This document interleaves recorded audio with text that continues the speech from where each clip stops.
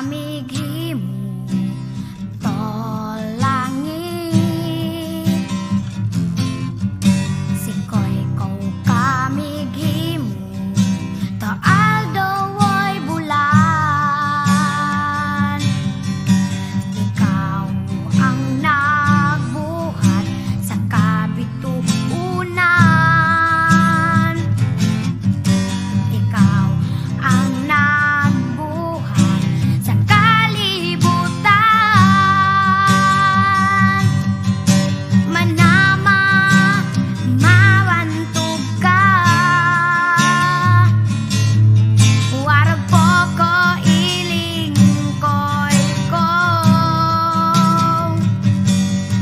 o Diyos kahibulungan ka busa ikaw lang ang simbahon ko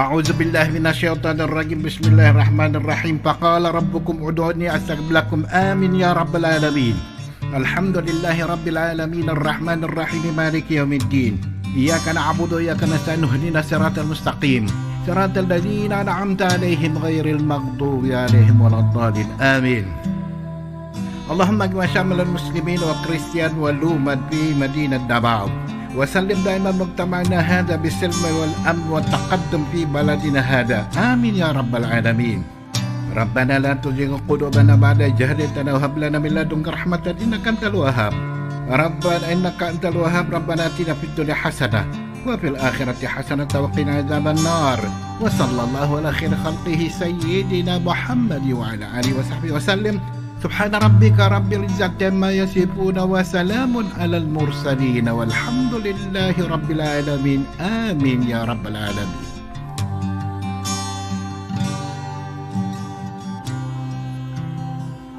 In the name of the Father, Son, and Holy Spirit. Amen. Our most gracious Heavenly Father, we come to you today to praise and worship you and give you thanks for all the things you continue to provide for ourselves and our families. Father, we humbly ask for forgiveness for all the times we have offended you, when we forget to acknowledge your presence in the image of our brothers and sisters, and for moments we fail to be good stewards of the blessings you have given us. Continue to guide and protect each one of us, Lord, that we may always walk in the light of your everlasting love and mercy. Grant us, Father, with your comfort in times of distress and with your strength in times of weakness. Bestow upon us your unending grace and healing, that we may in turn become instruments of gentleness and compassion to others. We ask all this in the name of your Son, our Lord Jesus Christ, with the prayer and the intercession of our Blessed Mother. Amen. manama mawantog ka warag po ko ilingkoy ko o Diyos kahibulungan ka busa ikaw lang ang simbahon ko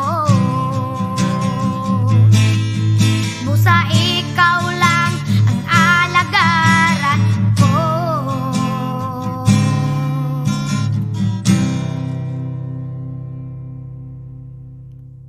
sige na humayo ka oras na paibigin siya bigyang pansin ang mundo natin kalikasan ay maling pakinggan huni ng ibon may ngiti sa gabit hapon sa tulong ng Panginoon halina tayo'y tugtog.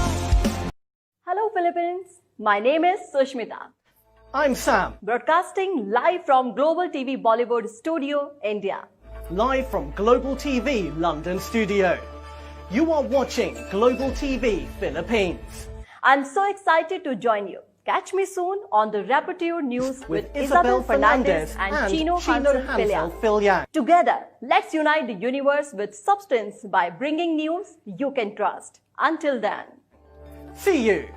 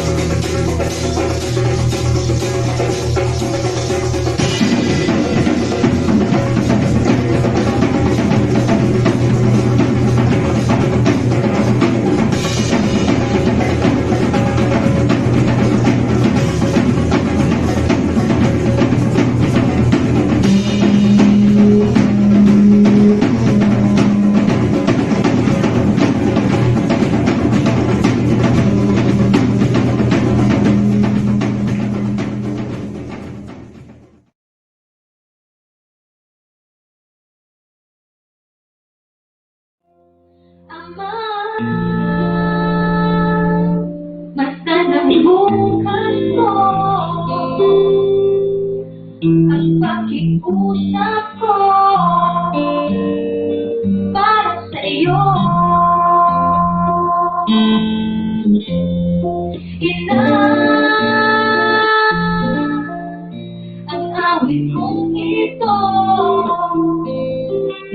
laman ng puso ko, nawa'y lingin niyo.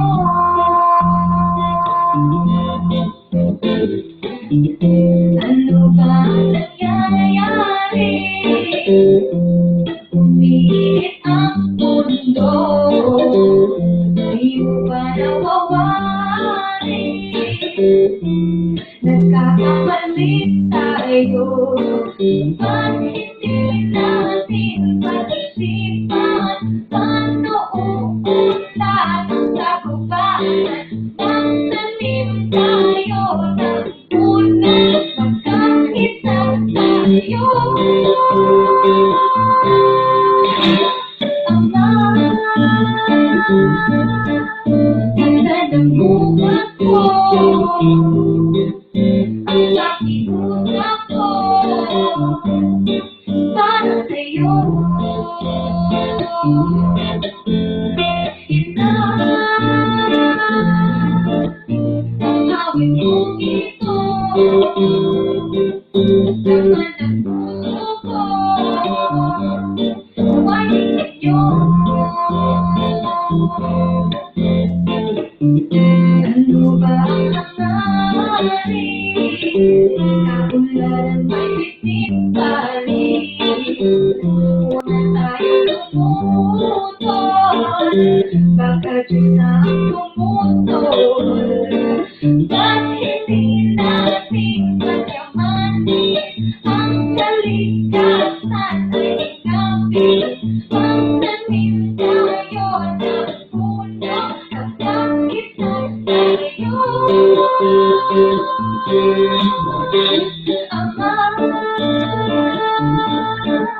yan ang ipunan ko, ang pakiusap ko para sa'yo. Ina,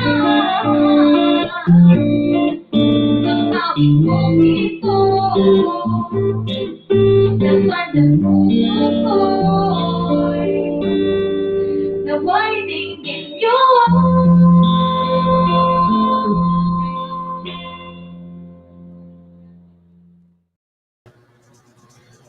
Yes, mga kaibigan, good evening everyone and welcome to Bagani ng Kalikasan. It's a Saturday evening and nagbabalik tayo siyempre for the first episode ng Bagani ng Kalikasan this 2021. And siyempre, I am so glad that today our very special guest is one of the sabi nating hindi na natin pwedeng sabihing legend kasi nakakatakot daw pag sinabing legend eh.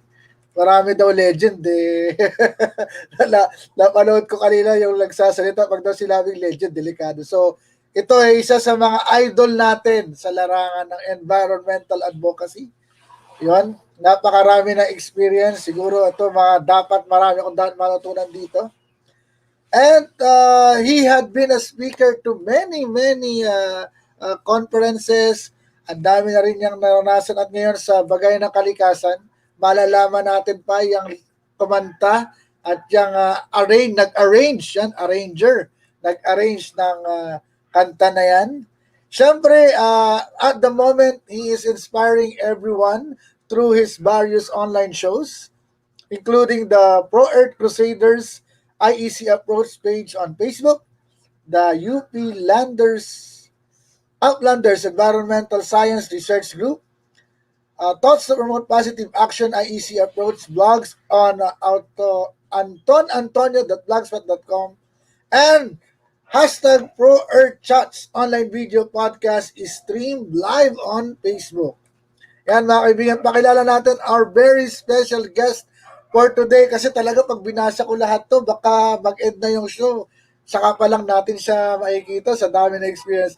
Ladies and gentlemen, let's give a warm round of applause to one of my idols on the environmental scene, Sir Antonio.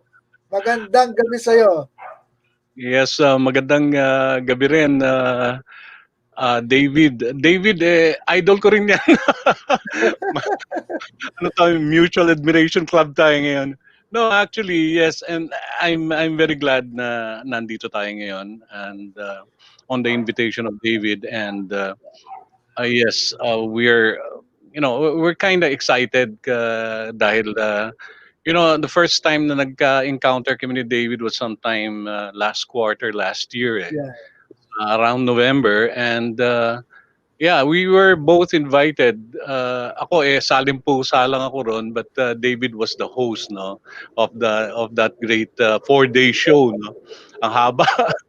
And sabi ko, sometime naisip ko if ever I will be interviewed by anybody, sabi ko, sana itong si David. So I was actually, secret thinking na tatawagan mo ako, sabihin mo, pwede ba kitang mag-interview? So actually, I was actually trying to parang get the correct timing for the show kasi last time we're trying to balance mga male and female guesting, so we have a balance of people guesting on the show. So sabi ko siguro timely na sa premiere ng season 3 itong taong to ang uunahin ko talagang i-imbitahin, and I'm very glad that you said yes. well, hindi mo lang alam pero hindi ka pa nagtatanong, yes na yun eh. So actually, we are all in this together, no? And itong ating advocacy about the environment. And this is good networking for all of us, no? Kasi nga, we're meeting a lot of people with the same passion, with the same advocacy. Kaya we're glad na we're networking sa mga bagay na to. So it makes our jobs or our passion or our advocacy a little bit easier kasi mas marami tayong pwedeng kausapin marami tayong pwedeng mga kilala, and I'm very Speaking glad. of kilala, ayan, meron pang isang tayong idol na nanonood din, si Nash Kusain. Ayan. Oh, Mabuhay po yeah. kayo, Sir Anton. Diba? Ay, naku. Ano yan? Kapatid ko yan. Magkakapatid kami sa pagmamahal kay ng Kalikasan. And Yes, see, incidentally, you know, David, I find it a little bit awkward din, no? Kasi, alam mo, last week, hinost ako doon sa ating maliit na show din, no? Hinost ko si Nash, no? And we had a lot of discussions there. Maganda, very fruitful yung aming talakayan, yung aming exchange, no? And sabi ko, then, today, ang magi-interview sa akin host din. Ano kaya mangyayari sa amin dalawa? You can't imagine dalawang boy abundas in one show. Well, it's very challenging yan. Sabi ko, paano kaya i-handle to? Kasi sabi ko, nag-host din, so I hope I can handle him. Pero I think, bago tayo tumuloy para makilala ka ng mga nanonood, no? Siguro a little bit of background of the show. Siguro kasi I understand, nag-exchange tayo. The show is a bit different because we're trying to showcase individual people. That's why the reason Bagani, di ba? Bagani ng Kalikasan. These are the warriors of all time that, kahit nag-iisa sila, they're fighting for a cause single-handedly. So dito, we were trying to showcase individual earth warriors and environmental advocates to inspire more people, no? Merong mga malawak na yung experience, merong mga baguhan to show everyone na it doesn't mean na para kang mag-care sa environment. You need to be someone as like nagas namin natin na dito si Madam Cecil Alvarez and then you. And then as also young people like Gio Almoite who are young environmental advocates. So we want to tell everyone and inspire them na if you want to care for the environment, you can actually start, may experience ka man o wala. Kasi the environment needs you. Yun yung natin sa Bagani ng Kalikasan. Yes, so on that note, David, may i-recommenda ako sa iyo, a group of young college students na napaka-active, no. Anyway, let's talk about that. And they belong to an organization called Earth UST. Anyway, you talked about yeah. And I heard about i-recommend them last year. Oh yes, I'll try to connect you to them. Very very interesting bunch of young ladies, no, and they're very they know their craft and they understand environmental advocacies, no. Anyway, you Pala mentioned tayo nanonood, ha? Yung mag-asawa natin, solid fans here, Sir Antonio, Sir David. Mabuhay rin kayo, President David. Fans Club. Okay, nako, maraming salamat sa ating mga fans. Anyway, yeah, kanina pala you mentioned David about the word Bagani, no. I since you published yung pinromote natin tong show mo, and I've been getting a lot of messages asking Bagani, people especially here in Luzon, no, they're correlating Bagani with Bayani, no, which I think inaano ko naman, sinasabi ko hindi, ang Bagani is actually an ethnographic term in Mindanao, coming from the Manobos, and ang ibig lang sabihin nun is para ba protector, a Yes. champion for some cause, no. And in this case, sinasabi nga ni David D'Angelo, Mr. POGI, na ito Bagani ng Kalikasan. Really have to be bayani, no. At sabi mo nga kanina, nako, sabi ko wag mong gagamitin yung legend. Delikado daw yung pag-legend. Kasi yesterday I was attending the Kamayan Forum, no? And Joey Ayala was there and sabi niya, pag daw di-introduce siya ng legend, pag ganun daw siya, sabi niya, parang yung mga kasama ko tinatawag na legend, wala na rito. kaya nga ako kinakabahan sa word na bayani, baka naman tabihan natin si Rizal. Baka bigla tayo uses Bagani. Kasi parang if you uses Bayani, it means napakaano mo na it's hard to emulate, no. But Bagani is a protector. It means how little, how small your contribution is, you can still be a Bagani ng Kalikasan or a protector of the environment. Yun lang naman yung gusto natin iparating sa lahat. Na you do not need to do very big things. You can even start small and be a Bagani ng Kalikasan. Yes, I agree 100%, no. And yun na nga eh. I think the correlation between Bagani and Bayani came from a an ad from ABS-CBN before when they run the show, and apparently it gave the wrong signal. Actually, nung I was getting David, when I was getting a lot of feedback about this Bayani Bagani thing, ni-research ko na rin. And I think it was the ABS-CBN show that really cemented yung yung meaning nitong dalawang kataga na to na Bayani Bagani, para bang na-link, which is in my mind, tama ka naman. I mean, really, there is really a very very thin line that separates the two words. However, para bang para sa ating mga simpleng mga tao, medyo parang kumisa kapag tinawag kang Bayani, parang kinikilabutan ka pa.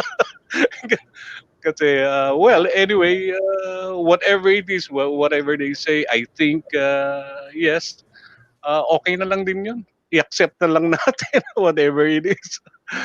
Anyway, yes, yeah, David, incidentally, yeah, yung Yes.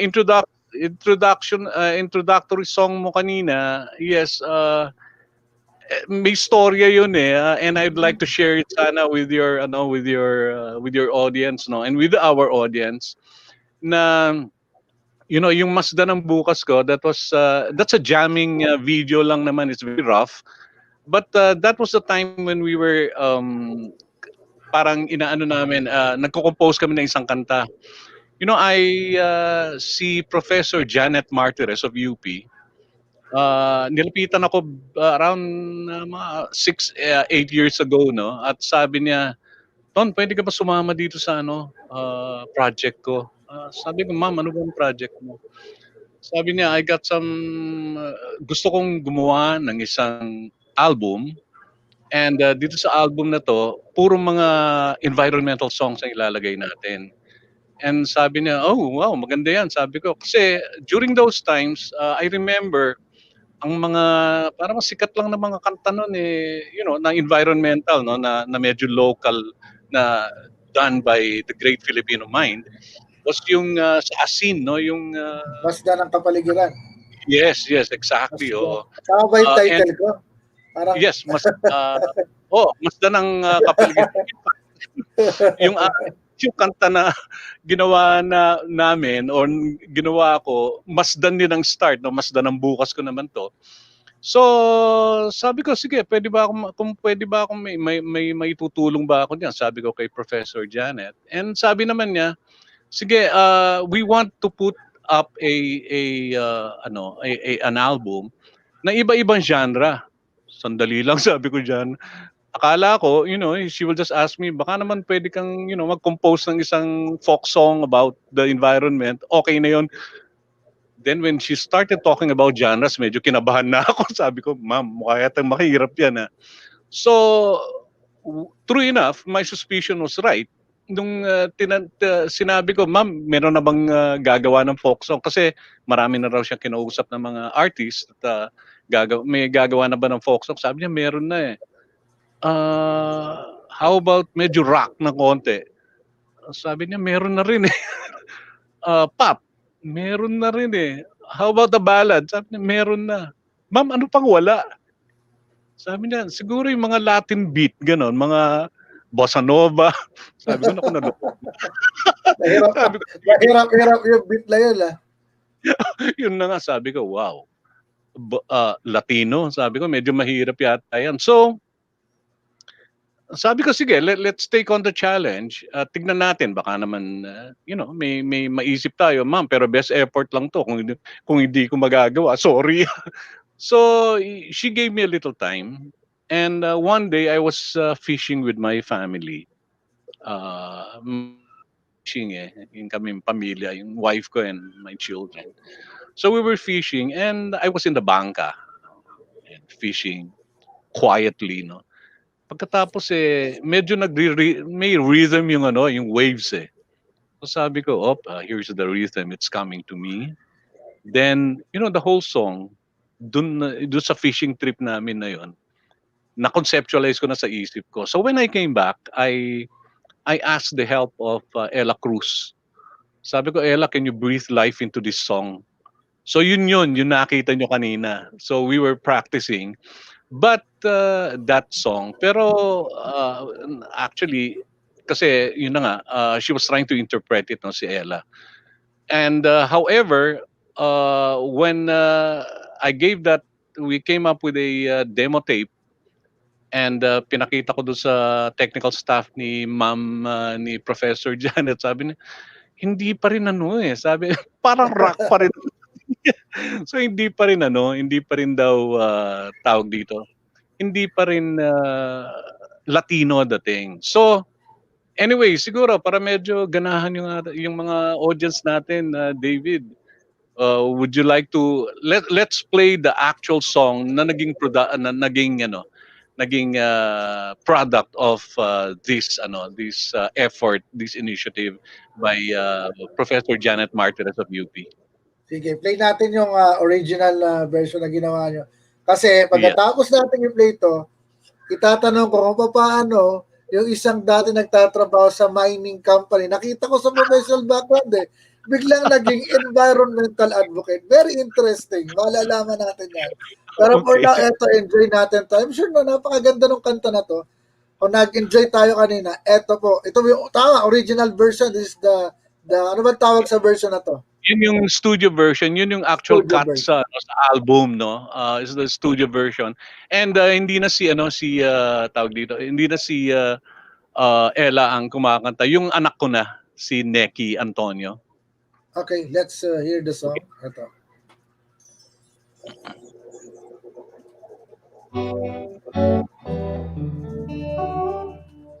Ama,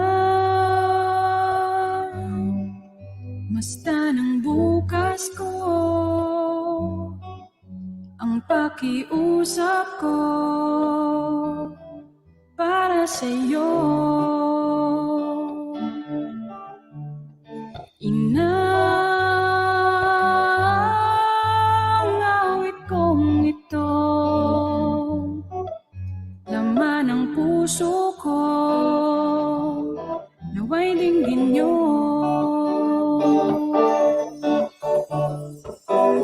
Ano bang nangyayari? Uminit ang mundo, di mo ba nawari?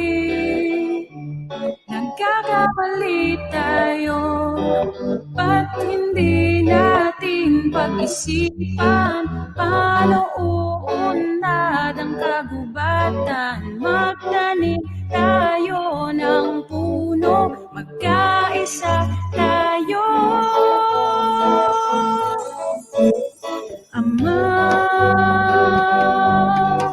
basta ng bukas ko, ang pakiusap ko para sa'yo. Inang awit kong ito, laman ng puso ko, naway dinggin niyo. Ano ba ang hangarin? Kaunanan ba'y bitin pa rin? Kailangan pa bang pumuto? Baka Diyos nang pumuto. Ba't hindi natin pagyamanin? Ang kalikasan ay lingatin. Magtanim tayo ng puno, magkaisa tayo.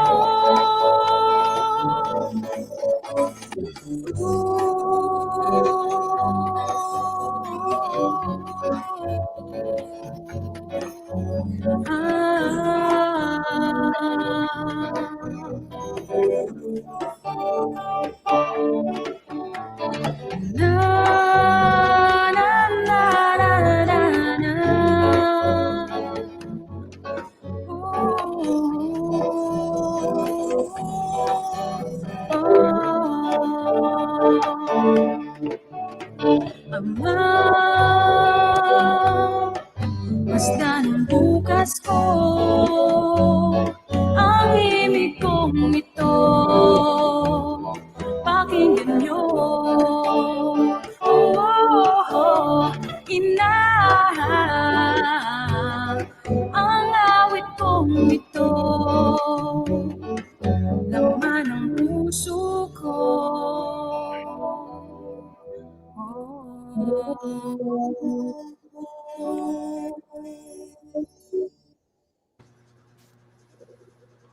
Wow. Ayun. Napaka Latino natin. ano bang tawag doon? Tumatagos sa damdamin. Yes, well, maraming salamat, David. Yeah, and finally, yun na nga, nagawa natin ang paraan na maging, it sounded Latin. Kasi yun ang kulang dun sa album eh. And I'm glad that we did it. And, ganyan talaga. Once you're committed to something, kahit na mga imposibleng bagay, pakikialaman mo na para lang para lang just to be part of whatever initiative, basta pro-environment, game tayo rin. Nung makinig ko yung song, parang also yesterday, Joey Ayala said, di ba, he has this song also na ang lahat ng bagay magkaugnay, karaniwang tao. Sabi nga niya, in his analysis daw, the song is very inspiring, it moved a lot of people, but it's failed. Kasi parang ang kanta daw kasi grows seeds, it gives you seedlings. Pero nasa sa makakarinig kung paano niya itatanim yung mga inspiration at seedlings mula sa kanta na na-receive niya. So hindi niya maitatanim pa rin, even though how beautiful the song is, ultimately the message of the song will fail. So I hope talaga na more people will will be moved to action rather than just enjoying the songs and saying ang ganda naman ng kanta ko, nakaka-touch. After that, what's next? Yun ang diba? We are all hoping that people would do. Which brings us to the question.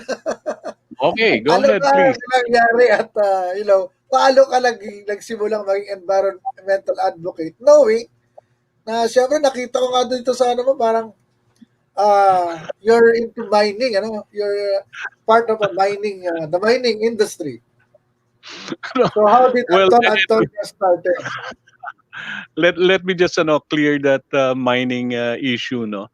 Actually, the mining company that took me in, medyo nga sila medyo adamant sila, there were some directors who were saying, environmentalist yan, bakit kukunin natin? No, but my engagement with them was nothing to do with the operations. Ang more of management and administration. And they actually took me in para i-prepare ko yung company for for accreditation sa sa ISO. So yung kasi once you get accredited with ISO, maraming maraming factors ang kailangan gawin, no. I-review yung structure ng kumpanya, kung ano-ano ang ginagawa ng mga tao, yung mga safety procedures, lahat 'yon, no. All the operational aspects. Kailangan ayusin 'yon.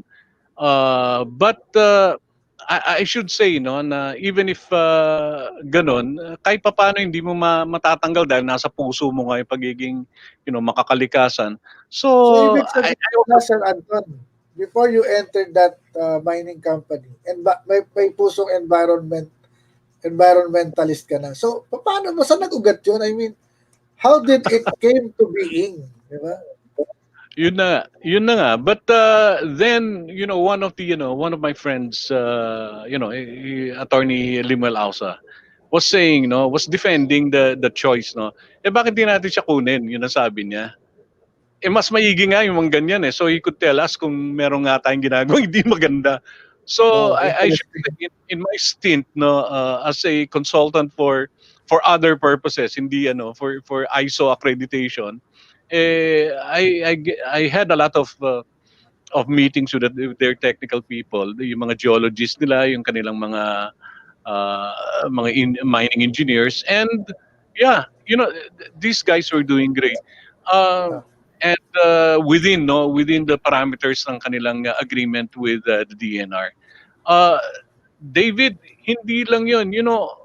Probably magtataka ka, hindi. I was also involved in a forest management company, no? So, yung tinatawag nila mga loggers, ganon. I was also involved in a company like that. And true enough, ganun din yung the owners also had the same mentality. No, why don't we get people like him? Na ganyan ang mga kaisipan. Let him tell us if we're doing something wrong. And I should I It's should also very say interesting, no? Very interesting na may mga ganyan palang company. yes, meron. And I'm happy that they're beginning to para bang see the light, no, of employing people like me, no, itong mga klaseng mga species ng tao na kagaya ko. And if only to find out if they're actually doing well. And I should say na itong company naman that I had an engagement as a consultant and also a manager, yung kanilang targets na binigay sa kanila ng DNR, kunwari hindi lang 100% ng kanilang accomplishment, 134% naging accomplishment nila sa kanilang reforestation, lumampas pa ng 100%. So there's I think if this is a new template, no, for businesses out there, siguro yun ang pwede nating sabihin sa kanila, David. Employ people like mga environmentalists, and you will probably never go wrong.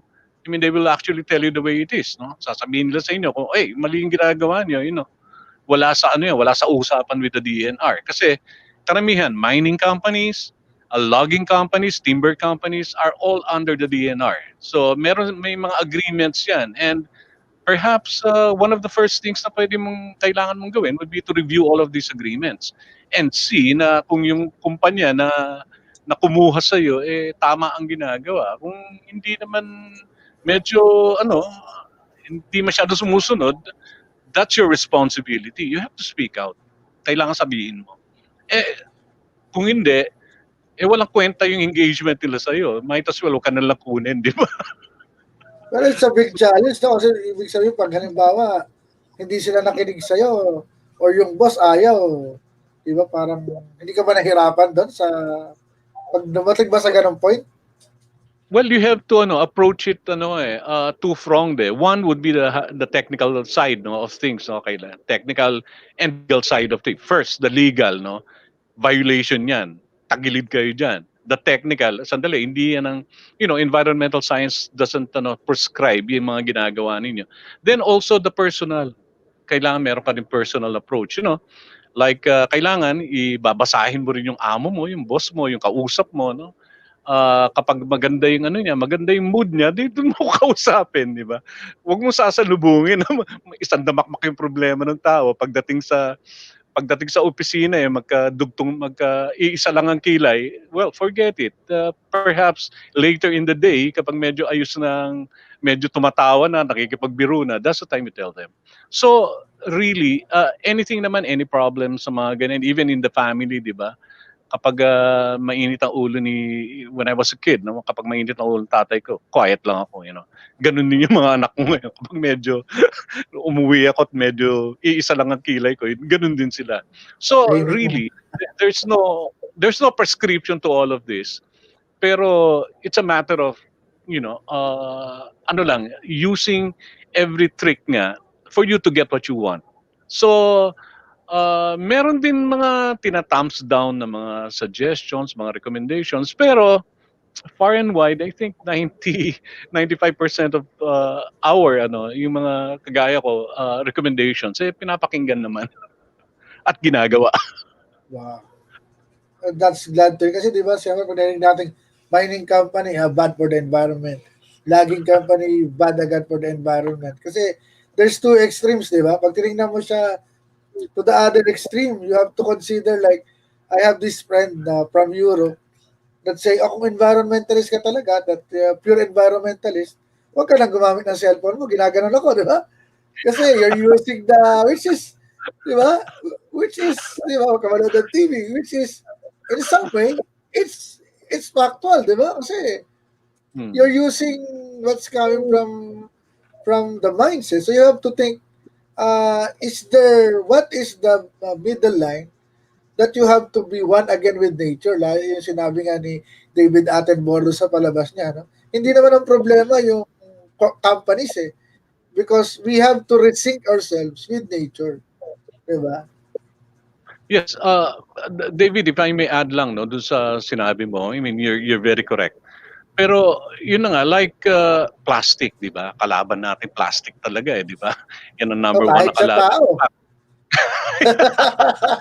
ibang, ibang plastic yun. Mahirap kalaban yung mga plastic. Anyway, what I'm saying is, and I'm glad, I think it was Secretary Dominguez, no?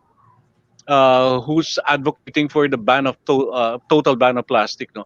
Kagaya niyan, assuming, let's do it, ban natin ang plastic. However, ngayong may pandemya, everything is being ang napaka-importante ng gamit ng plastic, yung mga ganun. So I think we also have to be flexible. We love nature, we love Mother Earth, pero anong gagawin natin, no? May mga situations, may mga circumstances na hindi talaga pupwede. So back off a little bit. Then later on, once na wala na itong pandemya, sige, attack na naman tayo, di ba? Ganun lang talaga yun. Attack na naman tayo against plastic, Dapat ganun ang ano natin. But we should also look at the peripherals, no? And understand things. Kagaya nung yun na nga yung nasabi mo kanina, my friend, about yung mga uh, forest management units, no, yung mga companies involved in forestry matters, no. Bakit sila nagpuputol ng kahoy? But part of their agreement with government, ang pinuputol lang nila yung mga sickly at saka yung mga overgrown, yung mga matatandang trees. No, hindi sila pwedeng pumaana. Tsaka there's a certain diameter na pwede na putulin. Hindi kahit na ano lang diyan pinuputol, no. So that's it. Yun nga, we go to the science. Sabi mo kasi wag tayo maging technical. Anyway, we go to the science, no. Kapag hindi natin kasi pinutol ang isang puno na matanda na o kaya sickly, alam mo kapag ito nag-wither, bumagsak, nag-decompose, babalik ito ulit sa ating atmosphere in terms of carbon. Let's remember na ang puno, yung trunk ng puno, yung trunk ng puno, that's actually carbon. Yung process of photosynthesis, then conversion of carbon to oxygen na ginagawa ng puno has a very very important aspect yung carbon sequestration. And yung mga plants could actually convert carbon to oxygen. However, yung mga puno lang ang pwedeng mag-sequester ng carbon. Kaya sinisequester yung carbon, nilalock yung carbon dun sa trunk niya. So ang lumber, ang timber products are actually carbon. So if we don't, kapag hindi natin pinutol yan, convert into other products, ang mangyayari naman, eh, masisira yan. Sige, kapag matanda na, talagang babagsak yan. At kapag yan nag-decompose, nag-wither, babalik ulit yan sa atmosphere in terms of carbon. Yun ang mga Kaya nga sabi ko, kailangan lawakan natin ang pangunawa natin sa environmental science. No?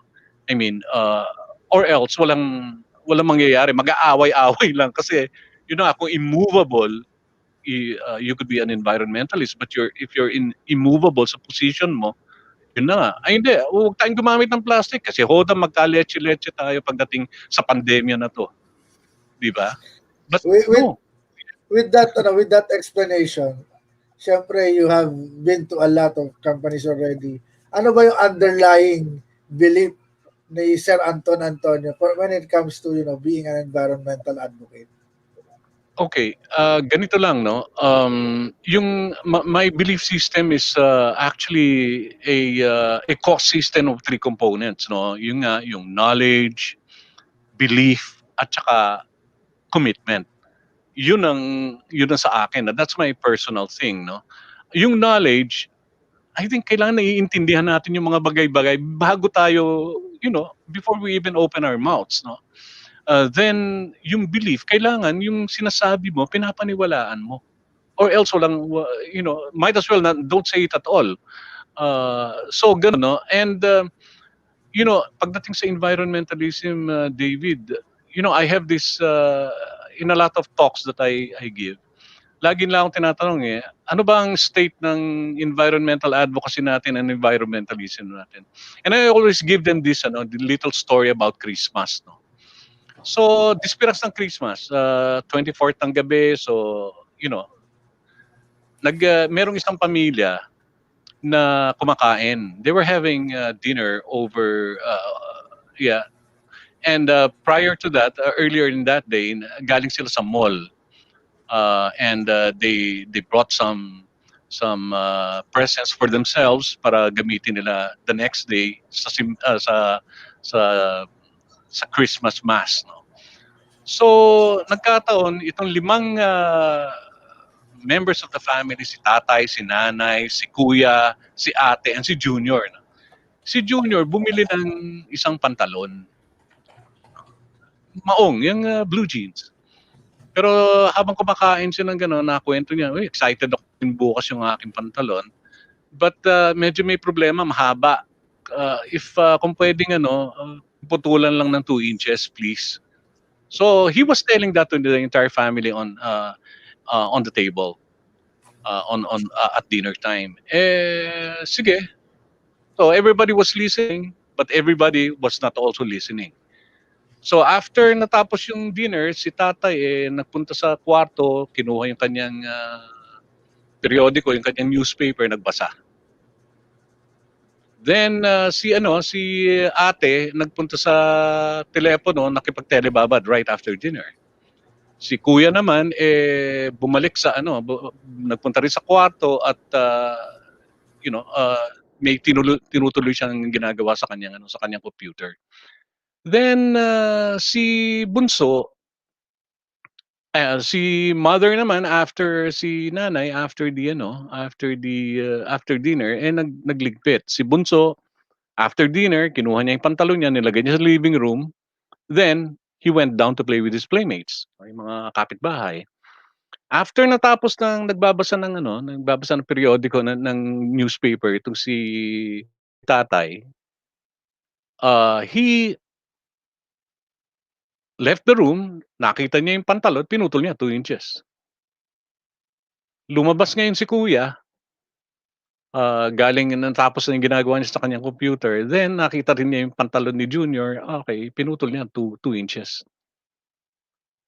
Lumabas din si ate at tapos na nakipag-telebabad, nakita ulit yung pantalon, pinutol na naman, 2 inches.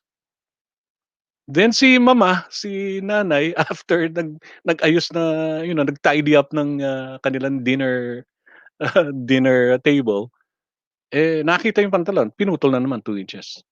What's the moral of the story here, David? Alam mo, you and I, hindi natin pwede sabihin that the 4 members of the family did something wrong. Di ba? Everybody meant well. Lahat sila gusto tulungan si Junior. Yun ang niya. Everybody followed instructions. Pero, disaster pa rin ang nangyari. Pagdating ng umaga, sinuot ni Junior, yung kanyang long pants naging puruntong. So, okay. So what's the problem there? Communications, di ba? Oneness of purpose. Unity of purpose, wala. Ganyan din ang nangyayari sa atin pagdating sa environment. Ang dami nating mga grupo dyan, no? I think, yeah, sa atin 3 lang, no? Ikaw, myself, and Nash. 3 grupo na kaagad dyan, no? That we're talking about. And there are bigger groups than us, no? Especially the groups dito sa local that are being funded by international organizations pa rin, no? Then we have the DNR, the single biggest organization. But if we don't talk to each other, matutulad tayo doon sa pamilya na yon. All of us mean well. Lahat tayo gustong tumulong. Sabi mo nga kanina, David, no matter how small ang contribution mo, di ba? The point is, gusto mong tumulong. However, kung hindi mo alam sa katutulong, kung anong dapat mong gawin, kung anong proper thing to do, walang mangyayari. So I think we have a lot of environmental advocates. We have a lot of environment advocacy groups na nagkalat dito sa Pilipinas. However, they're just doing their stuff, kanya-kanya. And yun na nga eh. I should come up with another story, no? You know, yung CAMBA, yung CAMBA. Is an agreement actually, yung China, Australia Migratory Bird agreement. Ito yung mga yung mga tagak ba tawag doon, yung mga puti na mga ibon that come from China kapag to escape the winter there, they migrate to Australia. Okay, pababa sila habang ngayon kapag lumalamig naman sa Australia, balik na naman sila sa China kasi sa baliktad ang Australia, ang summer nila is actually the winter in other parts of the world, no. So kapag inobserbahan mo tong mga migratory birds na to, they fly in a V formation. Why do they do that? Kasi they provide lift for everyone, no? Isa lang yung nandun sa pinaka pinakauna, yung kunwari sa mga nagbibisikleta, yung tumatrangko tawag nila, no? And yun ang nagbe-bear ng brunt of the wind resistance. However, yung mga nasa side niya, if they're flying in a V formation, madali na for them. And when this bird gets tired, somebody takes over. So, what's the story na naman dito? What's the story? Kailangan magtulungan. No? Hindi po pwedeng, no matter how big you are, hindi pwedeng hindi pwedeng ikaw lang. Marami diyan ang gustong tumulong. Pagbigyan natin. Let's see how they could help. And it's important for siguro the culmination of all of this is if one big organization, say the DNR, could come up with some kind of a summit at kolektahin lahat ng mga environmental advocates na to, then pwedeng i-identify ang mga roles, makikita yung kanilang mga core competencies, and if whatever program they have, okay, saan kayo pwedeng tumulong dito?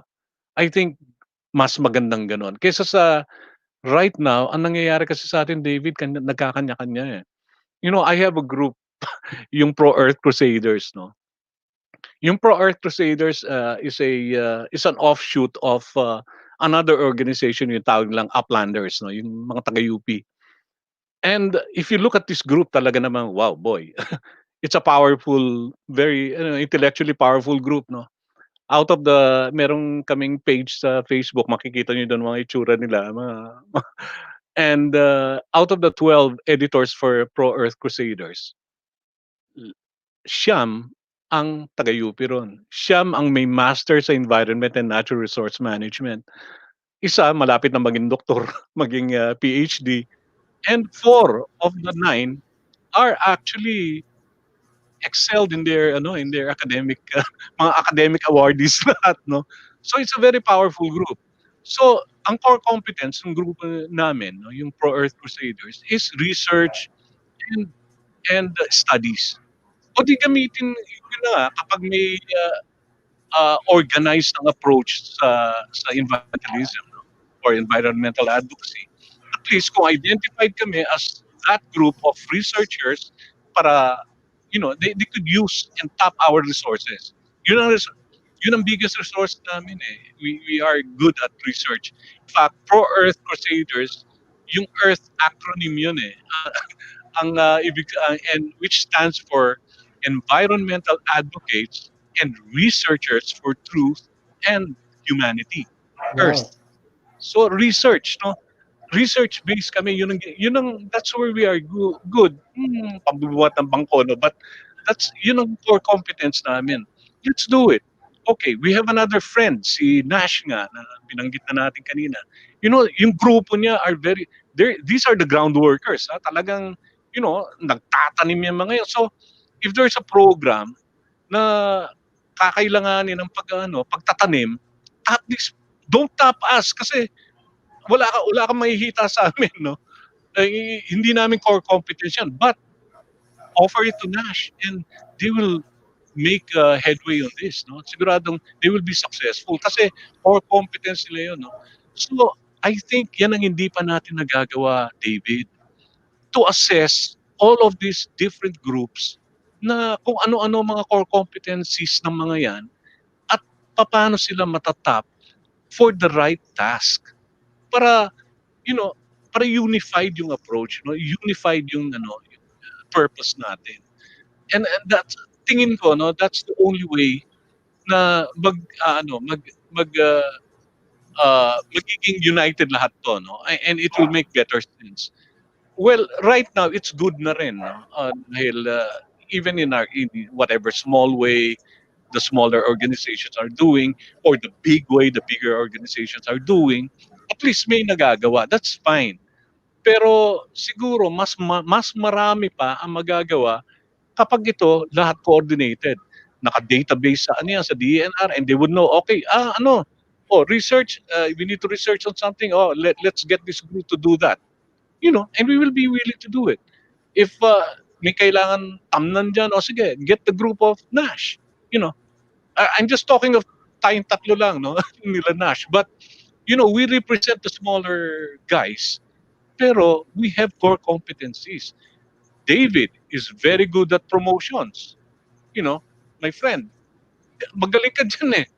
So, whatever ginagawa on the environment side, do it. I mean, that's your core competency. If they need to say message a particular narrative to the public, you know, David could do that. Dapat ganun sana. Alam mo, I think I would agree with you on that, no? Kasi talagang, siguro yun yung nami-miss talaga natin eh. Siguro it's better na instead na talagang bantayan lang yung DNR and ginagawa ng DNR, why don't people ask, ano ba yung pwede rin namin ibigay para matulungan? And then vice versa with DNR, sino yung pwede namin itap, no, without political reasons, no? And also to share yesterday, parang may plano na parang zero carbon 2050, parang gano'n. Sabi ko, isa pa yun sa parang nawawala din sa atin, no? The sense of urgency. Kasi sabi ko, naisip ko, 2050 is 30 years from now. Ba't di natin gawin 2030? Parang there's no, alam mo yan, I don't know if I'm right, pero if this thing is urgent, like climate crisis, everyone says it's urgent, it's something that's dangerous, why are we putting a date and then ipopostpone natin? Kasi napapansin ko yun eh. Di ba, MDGs 2015, hindi natupad. Postpone natin. Because we're also aiming for, sometimes we aim for utopian achievements that cannot be achieved, like eradicate poverty. I would like to be realistic. That would never happen. There will always be a certain number of people that are, in the poverty line. Zero carbon, it might never happen at all. But we could reduce the carbon footprint to a very minimal. And it must be urgent. At tama na sila mo, kailangan natin magtulungan. Hindi yung, mas magaling ako, kailangan magpataas ako ng kasi para makuha ko yung funding ni ganito. Dapat ako yung, di ba? Just being honest, di ba? It's about time that we learn to recognize each other beyond also the personality. Ay, si ano yung leader dyan eh. Hindi ko yung kasundo, ayaw namin dyan. Dapat, ano ba yung cause nila? Ano yung so easy pinaglalaban natin?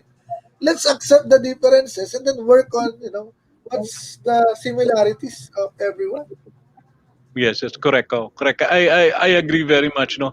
And yes, if yun na nga, siguro at the very minimum, if you cannot treat everybody as your kakampi, don't look at them as kalaban. Yeah, Kasi pareho lang naman kayo ng gusto, 'di ba? And I think I'm very glad even our national leadership, no. Around 2 months ago, 2-3 months ago, dun sa UN Assembly, no, na yung pinakahuli, last quarter of last year. Alam mo, yung sa lahat ng mga world leaders na nagsalita ron, at least yung mga napakinggan ko, no, si President Duterte lang ang nag-remind sa lahat na, yung commitment natin na 1.5 degrees, you know, he said that. I mean, and I'm very glad, at least, at least yung mga kagaya natin na, nag-ano, nag are so concerned about the environment, medyo na-boost ng konti ang moral, no? Kasi kung mismong leadership natin ang nagsasabi na nun.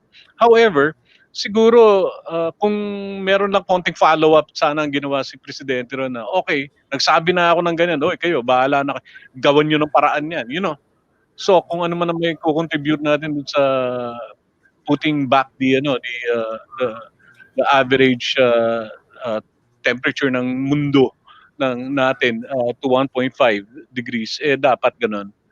Tsaka Uh, interesting doon to sinabi na ni President ng Aksyon Kalikasan, no? Si Chad Velasquez, no? A challenge to overcome is the reality of really bad and selfish agenda. Yan ang siguro bahagi na ng kailangan nating hindi naman tao, even ourselves, no? We will be hypocrite if we will say, oh, wala akong agenda dyan. Every one of us has that, has that agenda that sometimes is selfish that we need to overcome ourselves and put the agenda of everyone else before our own. Because it's human nature, eh? We need to accept that. yes, Unahin and ko masyado, unahin ko muna sarili ko. Kaya lang, you need to, ito ba yung tama talaga? No? You need to overcome that and go, go greater than yourself if you can. of course, and normally yung mga may attitude na ganyan, yung medyo malalaki, no? I think you will agree with me. The big organizations, no? Well, wag na natin silang banggitin, but ganyan kaya mga pipitsugin yung mga, I don't want to work with them. Parang ganun ang tingin nila sa mga maliliit, no? But I have a little anecdote, no, tungkol dyan sa malaki and maliit, no? Yung pinakamalaking battleship ng yung Reagan class na aircraft carrier ng Amerika, no, was cruising sa South China Sea, sa West Philippine Sea. And from a distance, nakita nila may flickering light, no? Sabi nila may vessel sa harap. So scramble sila kaagad, whatever protocol ang ginagawa nila, I don't know. And the captain said, "Oh, this is the biggest aircraft carrier in the US Navy. Get out of our way or you will be fired upon." Hindi sumagot naman yung sabi niya, "No, you you step aside." Yun ang sabi nung sumagot, no? No, again, this is the biggest, the most powerful Navy ship in the US, in the United States. You will be fired upon if you don't get out of our way. Who is this? Tinanong nung kapitan. Sabi niya, "Sir, me lighthouse." Sabi nung kabila, "Me lighthouse." So, big doesn't necessarily mean being right. Sometimes, the yung mga maliliit na bosses, pero they could also be right, no? So, nobody has a monopoly of being right.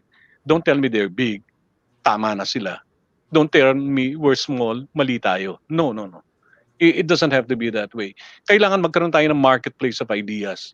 And whoever has the better ideas, whether nag-iisa ka lang, sabi mo nga kanina, pwede ka naman maging environmentalist kahit na nag-iisa ka, di ba?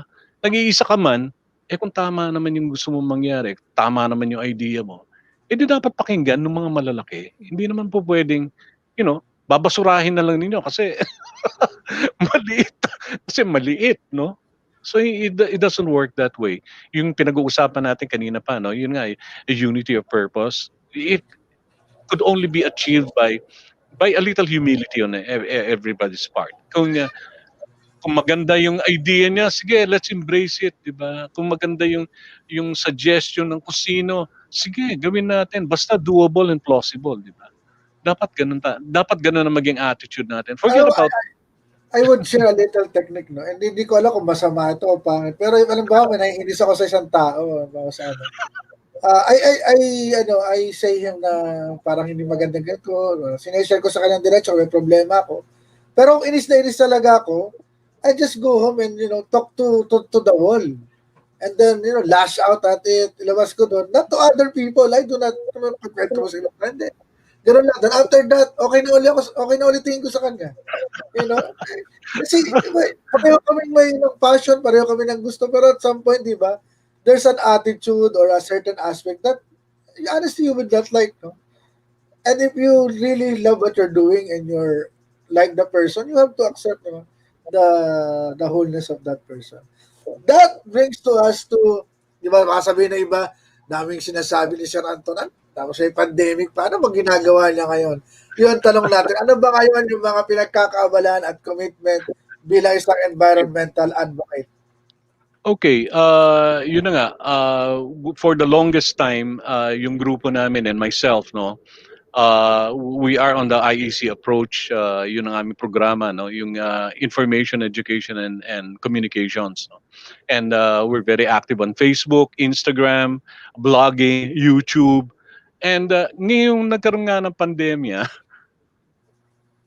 pinasukan namin 'to, hindi naman namin core competence, ano, yung online chatting, online, uh, online uh, pushing of your environmental advocacy.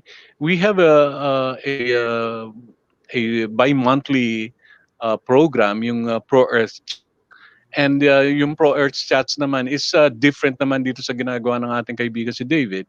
Kasi yung Pro Earth chats, it we're giving yung mga environmental advocates the chance, no, to engage the chance to be the spokesperson of Mother Earth. No? Yung konsepto ng show is to get Mother Earth to engage the public through the narratives and thoughts of environmental advocates. So yun naman, iba naman yung ano. Although we're basically talking of the same things, pero at least yung messaging is different. And maganda, maganda naman naging result. And we remain relevant. No? Yun pa rin ang ginagawa natin. And yun na nga, ako senior na kasi tayo, David, kaya medyo takot din ako masyado naglalalabas. So yung ating mga ibang mga speaking engagements before, medyo stop muna tayo dyan. But not to forget na meron tayong obligation to push on dito sa ating advocacy. Kaya pumasok tayo dito, and I'm very glad that you and I and others are actually networking para nagtutulungan tayo para kung mabigyan ng boses yung iba, mabigyan ng pagkakataon yung iba, like what you're doing for us now, for me now personally, and for my group, no. We really owe you a lot of thank yous. Kaya you know, nangyayari yung mga bagay na yan, all because there's a pandemic. And uh, that's actually what we should kailangan positive ang ano natin, mindset natin, no? Like nagka-pandemic na, naloko na, paano pa tayo paano pa tayo magki-clean up, no? Mag stero clean up, paano tayo mag-i-street clean up, paano tayo magtatanim ng puno, paano tayo magre-reforestation. Okay, you have to be creative. Eh di yun na. Everybody invaded everybody invaded online, no, yung mga live streams. Alam mga extroverts kasi extrovert, so parang pag wala kang social, parang, alam mo yun, halos yung mental capacity, parang to remain sane, you need to really connect with people and do something like ito, hosting ng shows, attending webinars, no?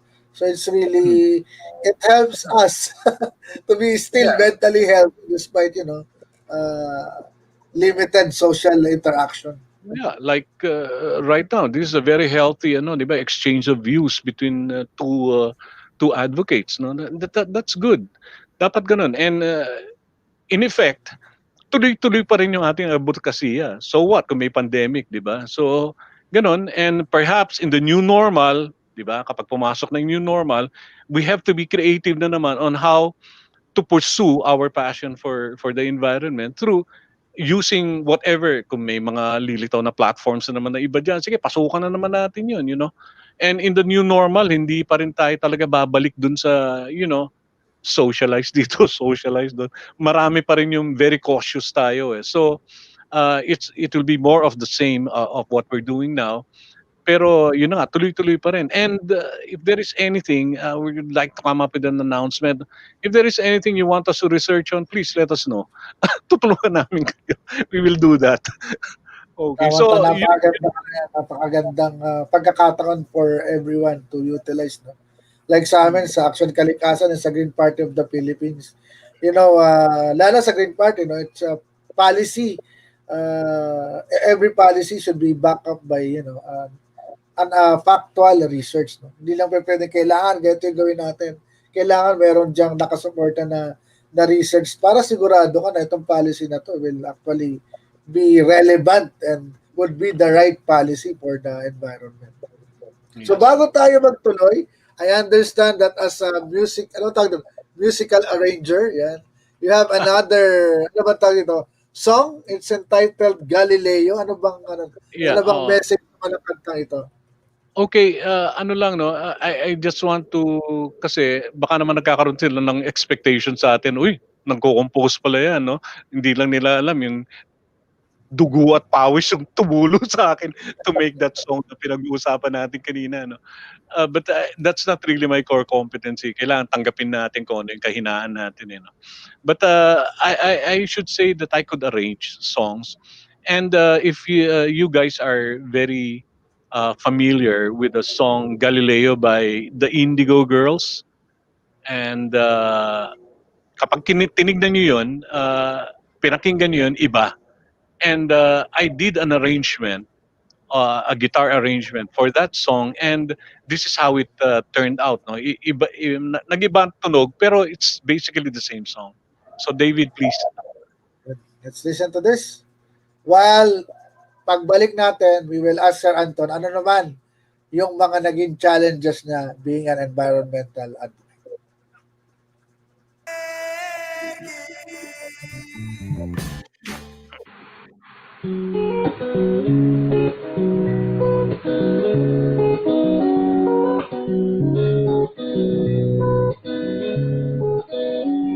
Galileo's head was on the block. The crowd was looking up the truth. And as the bombshells of my daily fears explode, I try to trace them to my youth. Then you had to bring up reincarnation over a couple of beers the other night. And now I'm serving time for mistakes made by another in another lifetime. How long till my soul gets it right? Can any human being ever reach the kind of life I called on the resting soul of Galileo, king of my mission, king of inside? And I think about my fear of motion, which I never could explain. A mother flew across the ocean years ago, must have crashed his little airplane. How long till my soul gets it right? Can any human being ever reach a kind of life I call on the resting soul of Galileo, king of my vision, king of inside? I'm not making a joke, you know me, I take everything so seriously. If we wait for the time till all souls get it right, then at least I know there'll be no nuclear annihilation. If I lifetime, I'm still not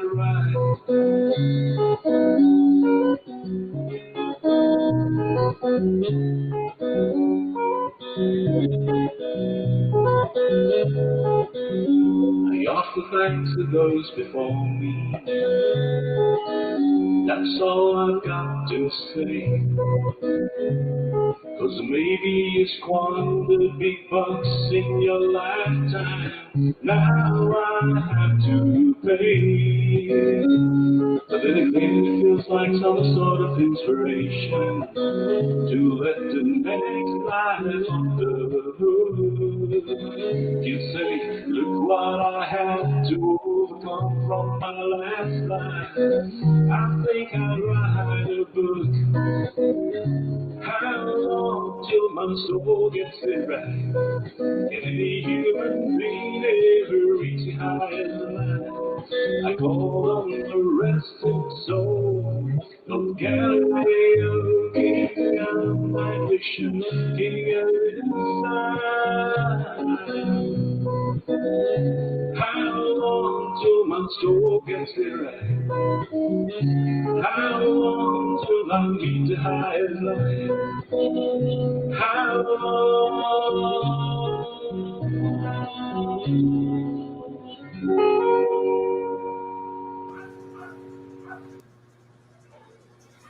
Whew, parang mala Paul McCartney yung dating nun, ah. Yun na. Alam mo, actually that song kaya uh, talks about ano kaya medyo gusto ko. It actually talks about para bang a generation nagbabayad sa mali nung nakaraang henerasyon. Yung bang and that is actually happening to us. Let's wag nating pabayaan na yung ating mga future generations will pay for our mistakes. No, yun ang You know, parang, yun ang underlying yes, message. yesterday my wife and I, parang, di ba, we attended the forum of Green Convergence kasi I'm very active with the group, or a member of Green Convergence. Tapos, it made me think, sabi ko, bakit karamihan doon sa environmentalist na active doon? Without offense to all, no, including yours, Sir Anton. Sabi ko, bakit parang matatanda na sila? Asa na yung mga bago na talagang committed and ano nang nangyayari doon sa mga kinakampanya nila? What happened? Parang yun yung naging question. Don't worry about that, no, kasi sabi ko nga sa iyo doon sa ating show, no, doon sa kabila. Doon sa Pro Earth Chats, no, we're also guesting some new some young people, no? Mga Good to hear. oo. Kaya in fact we're conceptualizing uh, an episode na talagang mga elementary primary kids, no, talagang, so we're trying to move to that, not actually that market segment, no, pero yun ang dapat nating anuhin. Kasi But the burden, no, Sir Anton, no, the burden really is we need to transfer our our passion to the next generation, and at the same time we need to do something about this current generation kasi hindi naman pwedeng ipasa na lang natin, eh. We still need to do something while we can move, while we can breathe, and while we can still act. Kasi if we let, hindi na natin kaya ito, matanda na kami, kayo na bahala, hindi pa pwedeng ganun, eh. Di ba? yes, ano yan, very valid observation yan, no. Like take yung international natin, no, international situation natin, no. Sino ba yung mga proponents and advocates of the environment? Attenborough, si The Terminator, si Arnold Schwarzenegger, si Indiana Jones, si what's the name of this guy? Si Indiana Jones, si I forgot. Anyway, matanda na. Clint Eastwood ba, Si tama? O hindi? anyway, so yeah, no, si Leonardo DiCaprio is also aging. So, you know, somehow I'm glad that these guys are there, no? At inumpisahan nila 'yan. And now we're witnessing people like Greta Thunberg. Malaking bagay 'yon, no? Bata. And so long as a lot of others, she has actually inspired a lot of young women, no, young ladies, young girls to really do this. I think yung huling episode mo, no, yung nag-mock ano sila, nag-mock cop sila. That's a young girl. That's a young lady, no. And they're coming in. Ano na, little by little they're getting involved. And siguro this will be the ano dito natin ipapasa yung baton eh. No, and sila naman ang bahala magpa ano. But so long as we're here, we're the decision makers right now. We are the influencers right now. Let's do our jobs. Ganun lang. Then let them work on their jobs later, no. Kailangan importante 'yun eh. Kung sino yung may period, sige na. This is our period, this is our time. Let's do the best we could. Especially we should always think na hindi naman para sa atin to eh. We're not doing this for ourselves, but we're doing it for the next generations, which is more important. Legacy ba? Passing of the legacy. Dapat ganun ang mangyari sa atin, David.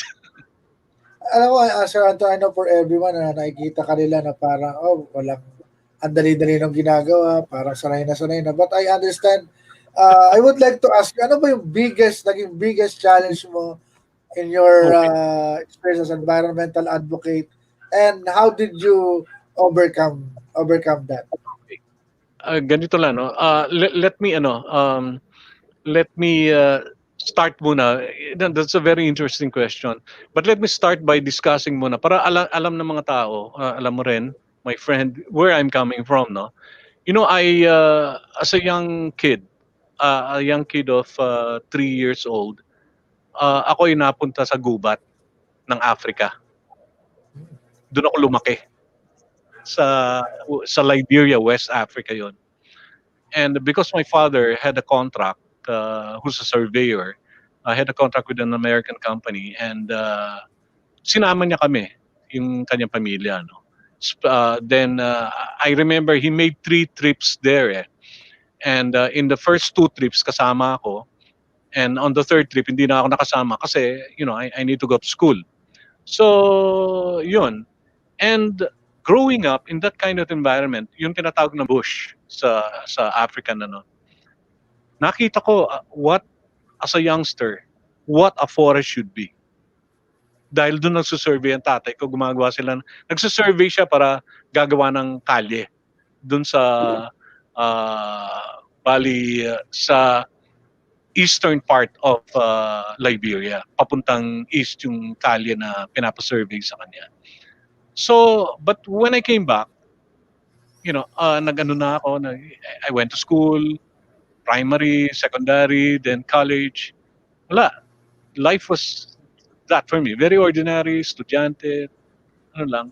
Then after graduation, I had a family. I established a family. Ang ano ko naman, kailangan magtrabaho, maghanap buhay. So, ganon. Then, what changed things for me was when I got involved in a mine in all these companies, no. No, the mining company came after my studies na. But the I got involved in one of my first job was with an American company. Pero gas and oil exploration to, no. So again, eto na naman, fossil fuel ang ano. So I got exposed with colleagues like mga geologists, mga geographers, and I got to learn a lot from them, no. Then I got involved naman with a forest management unit, a forest management company. And yun, para bang when I got there, nag-full cycle ako, David. Para bang okay, I started, yung aking kamalayan sa forest. Now here I am working for a forest company. So from there, sabi ko, what's the meaning of all of this, no? And I also wanted to find out kung ginagawa namin doon sa forestry companies right. So I went back to the academy. I took my master's in environment and natural resources management. And when I got there, yun na, I got hooked in the environmentalism after knowing all of these things, no? After understanding everything, no? So what are the challenges? The biggest single challenge is the mindset of people. Alam mo, David, when we were 15, 20 years ago, when we talk about climate change, ang tingin sa amin ng mga tao, mga siraulo kami. When we go around, no, and conducting surveys para malaman namin kung ano talaga ang level of awareness ng tao pagdating sa environmental concerns, they will look at us as, ano mga tinatanong ninyo? Saan planeta ba kayo galing? When you kapag nagpunta ka sa, social gatherings, no, sa mga naman party-party nun, yun ang uso sa mga kabataan, eh. You know, you go to parties, you go to social gatherings, you talk about the climate, you talk about the environment, maririnig mo sa mga kaibigan mo, "Hey bro, where the hell did you come from, man?" Saan ka galing? Para bang gano'n. You know, there was a time na gano'n ang tingin, the basic mindset of people. It has already improved now, of course, medyo. But what made it improve? Because of game changers. No, ang game changers diyan would be, I think, nung nagumpisa na nga 'tong si Vice President Al Gore, no? Nagsasalita na 'yan, then eto pumasok ang Hollywood, nandiyan na sila Schwarzenegger, yun na nga, Caprio and the rest, no? Naging that's the only time na talagang, nagkaroon kami ng yung mga kagaya natin na David, ngayon noon pa lang tayo nagkaroon ng acceptance na, ay, ano pala, tao rin pala 'tong mga 'to. Kasi, they could relate us now to the Terminator, to, yung mga Hollywood nila, Hollywood idols nila. That's the only time that people started respecting us. Ngayon, medyo okay na, but unfortunately, yung level of awareness pa rin, idolatry lang yun, which is sometimes meaningless. Pero yung kung ano yung pinapaglaban nitong mga celebrities na 'to, hindi pa rin po tumitimo sa kaisipan ng tao. You know, uh, there was we conducted a survey, no? A comparative survey between the Philippines and Singapore. We did that kasi Philippines, dito tayo, we should know what's going on here.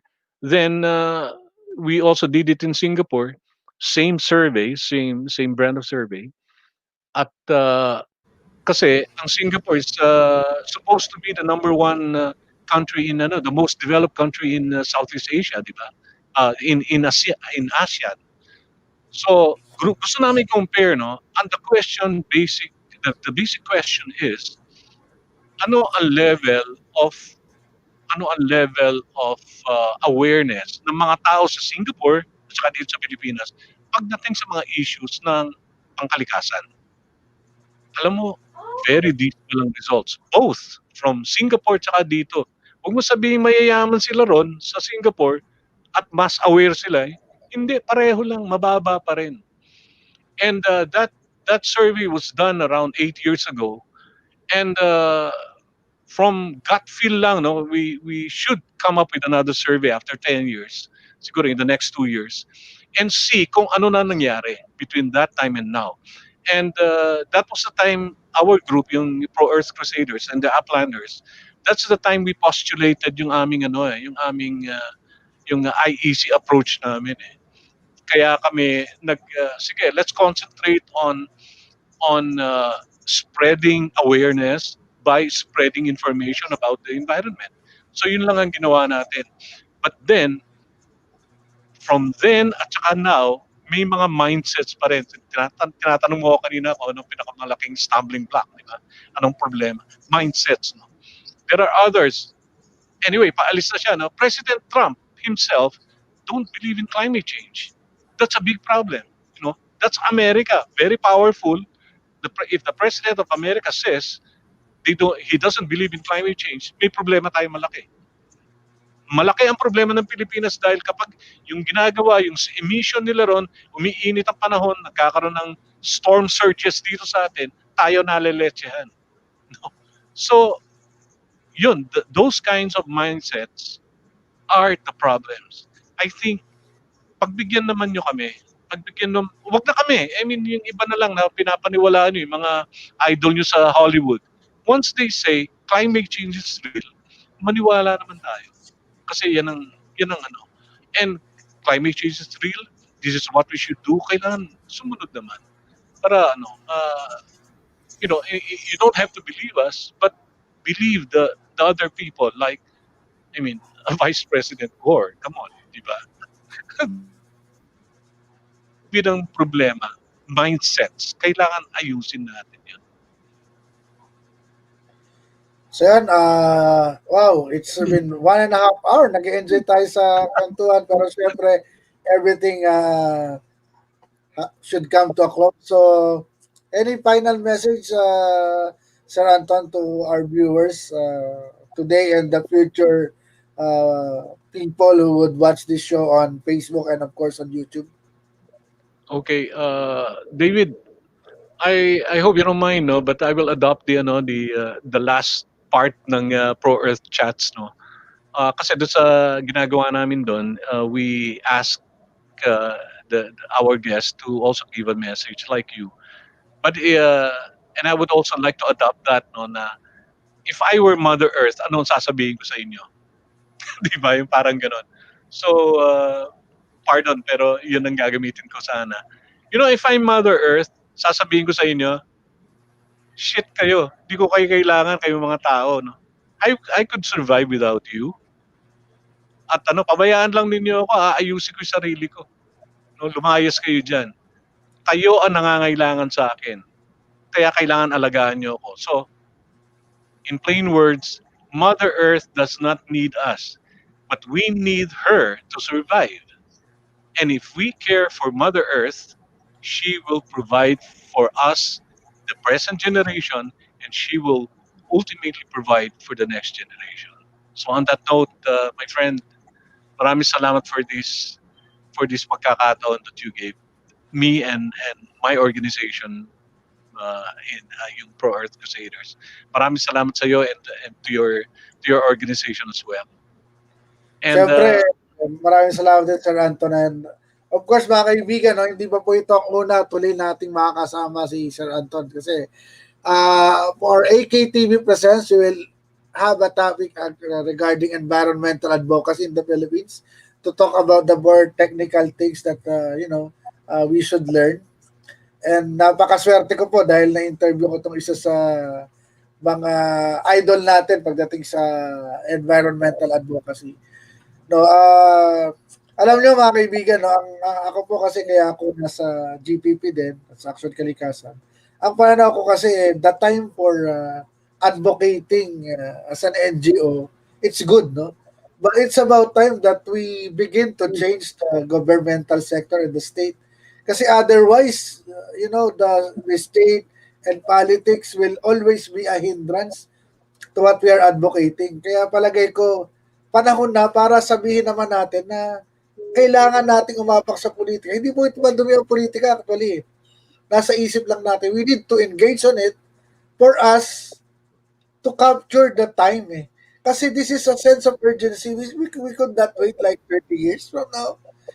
It is about time that we engage politics, engage the government, and begin change from there. Para pag may advocate dito, sabihin sa government, may taong makakaintindi na nakaupo doon. Kasi otherwise, hindi nila maintindihan yan eh. Di ba? Mahirap. Sigaw tayo ng sigaw sa isang, I'll be honest, sa isang pader that nobody will hear. So, kaya ganito katagal eh. It's about time na yung, ano ba tawag doon? Yung prejudice natin, yung ating mga paniniwala tungkol sa politics to really change because the future is really on, creating green states and, putting environmental advocacy and, kalikasan muna, kumbaga, sa gobyerno. At sabi nga ni Joey Ayala, I would share it here, no? Sabi niya, solving the environmental problem is not a one nation problem. It requires a global approach, a global change of mind. Kasi kung hindi magiging global, kahit pa green ng Pilipinas, yung ibang bansa hindi, patay tayo pa rin lahat. Di ba, Sir Anton, no? Patay pa rin tayo lahat kasi tayo lang yung green. Apektado tayo. Lahat ng bagay magkaugnay. We need to think globally, act locally, think globally, and then probably we should begin changing and becoming better. Sabi nga ni Sir Anton, hindi po tayo kailangan ng Mother Earth. Kailangan natin siya. Kung wala tayong gagawin, mauubos tayong lahat. Ito na nga yung di ba? The 6, tama ba? 6 ba? Great Extinction, sabi ni Greta Thunberg. Yes. Sisimula na po. Hindi po ito kasinungalingan. And of course, message ng ating Presidente ng Aksyon Kalikasan on behalf of Aksyon Kalikasan daw. Maraming salamat, Sir Antonio, for being with us today. And siyempre, to end the show, ito po ang Save the Sunlight. A little introduction, Sir Anton, for our ending song and closing song for today. Well, yeah, yun na nga, nag-uusap kami kasi ni Dave kanina, na actually nag-chat kami. Sabi niya, ano, para medyo maging interesting yung show natin eh, kailangan saksakan natin ng mga music. So, oh sige, sabi ko, but I have to apologize. He wanted me actually to do a live, a live performance, pero I don't have that equipment kasi. So anyway, we have a tape, I video taped something na pwedeng para sa inyo. And it's a very good environmental song by the great Herb Alpert and sung by Lanny Hall also. And the title of which is Save the Sunlight. Yun po ang gawin natin, Save the Sunlight. Sir, maraming salamat ulit, Sir Antonio. And paalala ulit, this Wednesday, mga kaibigan, abangan nyo kasi ang topic natin, 2 p.m. ay climate action and gender development. Very interesting. And sa next Saturday, sining luntian naman tayo. We will be guesting two artists, may sculpture na gumagawa siya ng mga sculpture for the environment. Then meron namang isang pintor. So, abangan nyo naman, sining luntian naman. Saturday din po, 7 p.m. Maraming salamat sa inyong lahat, sa lahat ng nanonood sa atin ngayon. Sir Anton, thank you very much and padayon. Maraming pong salamat.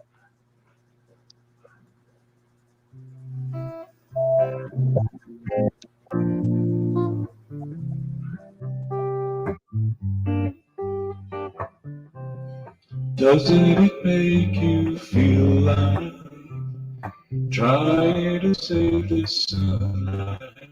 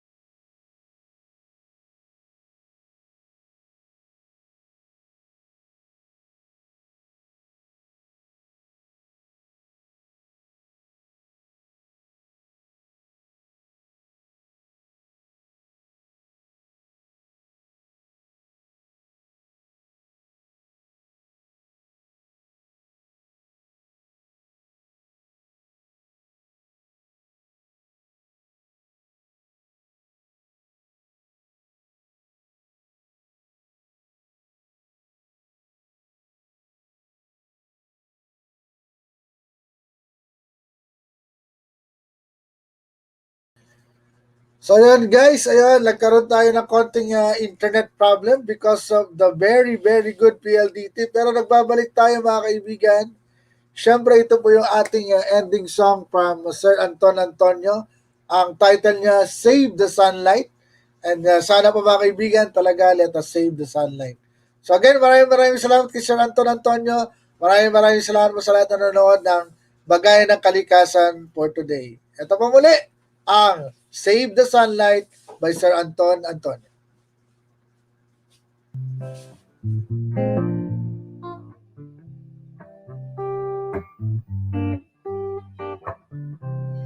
Doesn't it make you feel like trying to save the sunlight? Surely you feel the way we do. They're not gonna last forever. Blue skies and sunny weather. The problem is up to me and you. We shouldn't be so careless. Think of the things we cherish.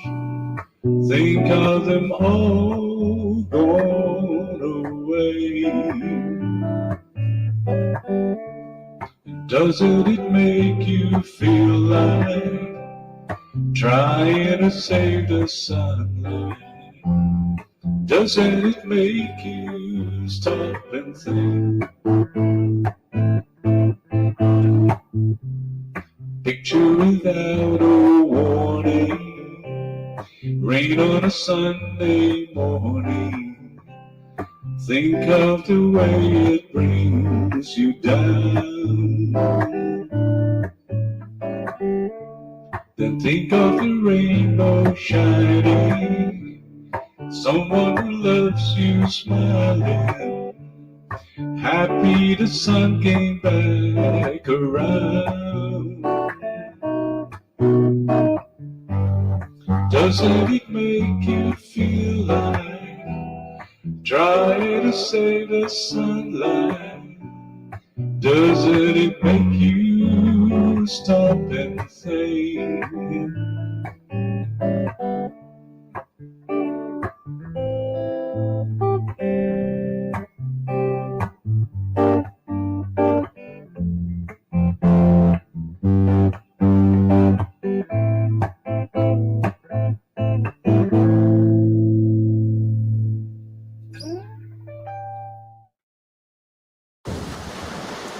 People always tell us that young people are going to save the world. But there is simply not enough time to wait. The fallout from climate change. The impacts could be catastrophic. All of this with the global warming, it's a hoax. It is the most pressing issue of our time. You have to go to school. When it came to the climate crisis, I saw my parents were just like everyone else. We weren't doing enough. For many years, people refused to listen to me. Children were very mean. But I don't care about being popular. I care about climate justice. She felt she had to do something and she had to do it on her own. Is climate change an issue that children like yourself should be concerned about? You suffer of Asperger's syndrome. I wouldn't say suffer from, but I have it. When I get interested in a subject, I become laser focused. There's a real movement that's growing. Greta comes up on stage, she speaks, and her words are devastating. My name is Greta Thunberg, and I want you to panic. We are in the midst of a mass extinction. Time is running out. I can't just sit there and watch her do all this for the environment and do nothing. We will be a pain in the ass. We will keep on striking until they do something. We don't want to burn out. I think you should especially be really careful. I have been invited to the United Nations Summit, and since I don't fly, it's going to be a challenge.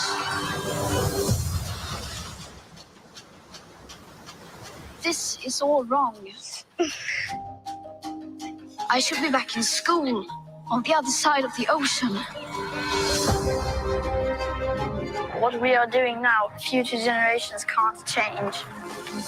Despite all the beautiful words and promises, our political leaders have failed us. Some people are so arrogant to think they can change climate. She faces a really, really tough journey. Nothing is happening, so we must do what we can.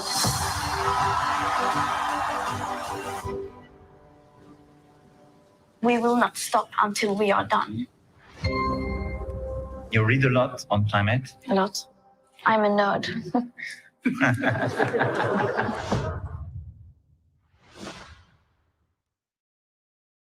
Tonight, we've got a rather different program for you. I am David Attenborough, and I am 93. I've had the most extraordinary life. It's only now that I appreciate how extraordinary. The living world is a unique and spectacular marvel. Yet the way we humans live on Earth is sending it into a decline. Human beings have overrun the world.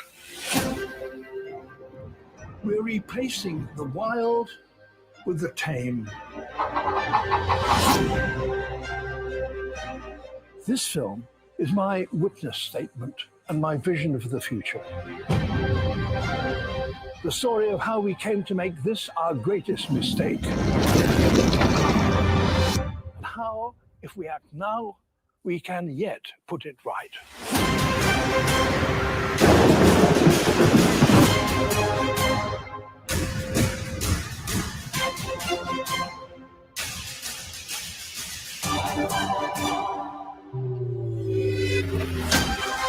Our planet is headed for disaster. We need to learn how to work with nature rather than against it.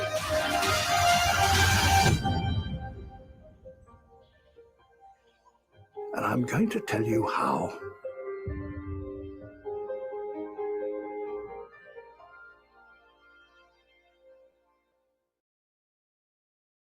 With 10,000 arrows declined, remind me that you are my armor. There's always a place I can hide when I am desperate for shelter. You're my covering. I'm safe. I'm safe. Whatever comes at me, I'm safe. I'm safe. You got me under your wings, under your wings, wonder, I wonder.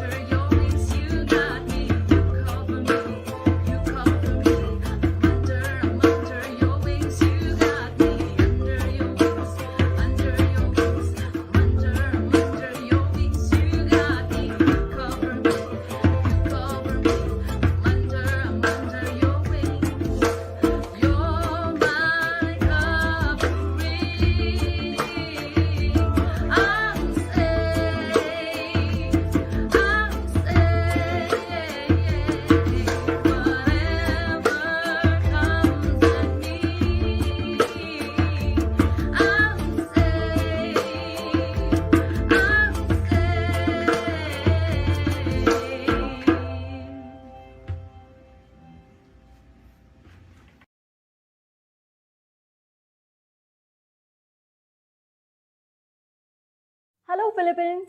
My name is Sushmita. I'm Sam. Broadcasting live from Global TV Bollywood Studio, India. Live from Global TV London Studio. You are watching Global TV Philippines. I'm so excited to join you. Catch me soon on the Rapporteur News with Isabel Isabel Fernandez and Chino Hansel Fillian. Together, let's unite the universe with substance by bringing news you can trust. Until then.